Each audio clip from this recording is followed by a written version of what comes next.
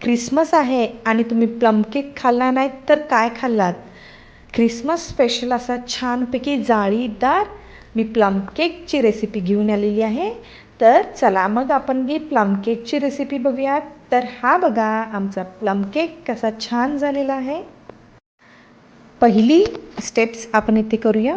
तर मेन म्हणजे आपण हा कुकर थोडा गरम करून घेऊयात, म्हणजे आपला केक छानपैकी फुलेल यामध्ये घातल्यानंतर. सो मी मीठ घातलेलं आहे त्यामध्ये आणि हाचा कुकर गरम करण्यासाठी ठेवलेला आहे. प्लम केकमध्ये संत्र्याच्या ज्यूसमध्ये काही लोक ड्रायफ्रूट्स भिजत घालतात 7-8 तासासाठी. खरं मी आता इथे इन्स्टंट असं प्लम केक विथ संत्र्याचं ज्यूस यूज करून मी करणार आहे. तर यासाठी मी इथे संत्रं घेऊन त्याचा ज्यूस असं व्यवस्थित काढलेला आहे. आता आपण कॅरमलसाठी रेडी करूया. तर इथे मी शुगर न वापरता 1 कप गूळ वापरला आहे. थोडंसं पाणी घालून ते मेल्ट करण्यासाठी ठेवलेलं आहे. तर बघू शकता या पद्धतीने आपला छानपैकी गूळ मेल्ट झाल्यानंतर त्यामध्ये ड्रायफ्रूट्स घातलेले आहेत. बदाम, काजू, किशमिश, टुटी फ्रुटी प्लस काळे मनुक असे सगळ्या प्रकारचे मी इथे ड्रायफ्रूट्स कट करून वापरलेले आहेत.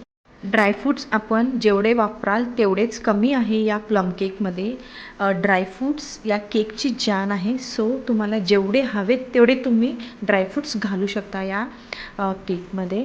आणि ड्रायफ्रूट्स हे खूप छान पद्धतीने कॅरमलाइज झालेले आहेत. कलरही खूप छान आलेला आहे. काळी कढई असल्यामुळे तो कलर दिसून येत नाही आहे, पण चमच्यावर तुम्ही कलर बघू शकता किती छान आलेला आहे. सो अशा ठिकाणी मी आता केकची तयारी करते. मी इथे आता 1 कप गव्हाचं पीठ वापरलेले आहे.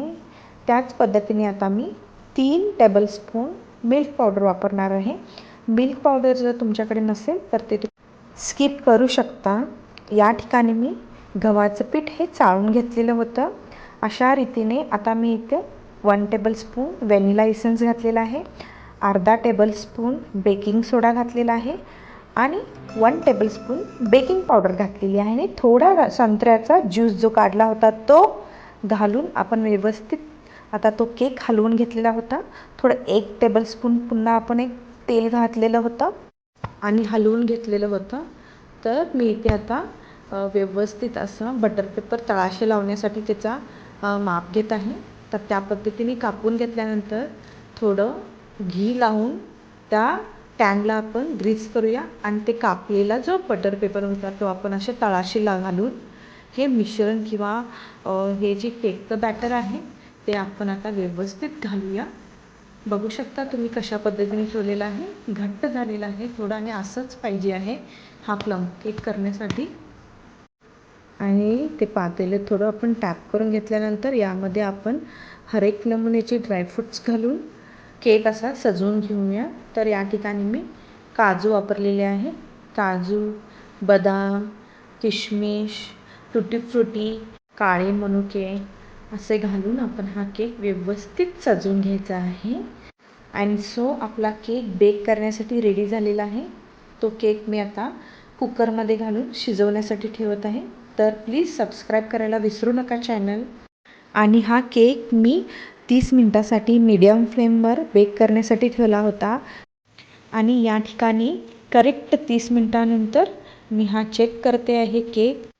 चाकूच्या साहाय्याने आपण हा चेक करत आहे केक. तर अशा पद्धतीने आपला केक ड्राय येत आहे. चाकूला असं काही ओलसर लागलेलं नाही आहे. तर एका ठिकाणी नाही 2-3 ठिकाणी आपण ट्राय केलेलो आहोत. आणि अशा पद्धतीने आपला केकही बेक झालेला आहे. तर या केकला आपण करेक्ट अर्धा तासानंतर हा केक पूर्ण थंडगार झाल्यानंतर आपण टीनमधून बाहेर काढणार आहोत. ठीक आहे. तर अर्धा तासानंतर मी असा हा चेक करत आहे. टॅप करून केक मी बाजूला काढलेला आहे. तर या पद्धतीने बघू शकता केक किती छान झालेला आहे, किती सॉफ्ट झालेला आहे. आणि तर चला आपण हा केक आता व्यवस्थित कापूयात. ड्रायफ्रूट्समुळे केक हे जरासं कापताना इकडं तिकडं वेडं वाकडं होतं कारण ड्रायफ्रूट्स घातलेले आहेत. सो आणि अशा रीतीने आपला हा केक रेडी आहे. Spongy spongy very very very very soft tasty असा हा प्लम केक तुमच्यासमोर रेडी आहे. तर तुम्ही अशा पद्धतीने केक बनवाल तर तुमचाही केक खूप छान पद्धतीने होईल. तर हा क्रिसमस तुम्ही माझ्या या सुंदर आणि व्हेरी व्हेरी नाईस रेसिपीबरोबर एन्जॉय करा. तर प्लम केक आपण खाण्यासाठी सर्व करत आहोत.